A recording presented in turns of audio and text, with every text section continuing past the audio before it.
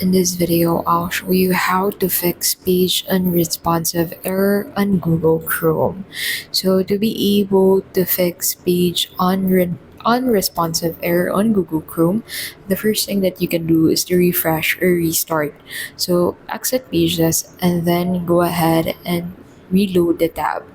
So restart the Chrome completely. So reopen it once you have accessed it. And then once you have accessed it again and it still shows page unresponsive, go ahead and update Google Chrome. So click on the three dots at the top right of your screen, and then from here click on help and then click on about Google Chrome from there.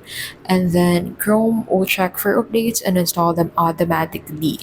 Now, next thing you can do is to clear cache and cookies. So head over into privacy and security tab, and then from here click on delete browsing data, set this to advanced, and then set this to all time.